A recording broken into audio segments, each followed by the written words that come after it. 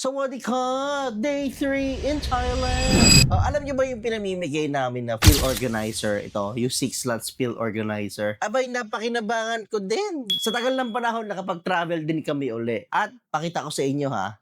Yan. Ito yung pill organizer na pinamimigay namin. So, pakita ko sa inyo din ha. So, makikita nyo, empty na yung dalawang slots. Kasi na-busy kami sa kaka-travel. Nakalimutan ko maggawa ng content. So, mag-travel kayo for 6 days. Perfect na perfect ito. Yan, naka-organize siya. So, yung dalawa, empty na. Nainom ko na. Tapos, minatitira ako ditong fish oil at probiotics. So, okay na okay pa siya. Fresh pa siya. Yung capsules at soft gels, siya pinaghalo ko lang. Tapos, okay na okay siya kasi tightly sealed yung pill case. At kinaganda rin nito, natatanggal yung container. Yan, nadedetach siya. Kung gusto nyo labo-labo, okay lang din yan. Like, lagay nyo dyan. Kaya kung magta-travel kayo, ha, huwag nyo kalimutan gamitin yung pill case na pinamimigay namin.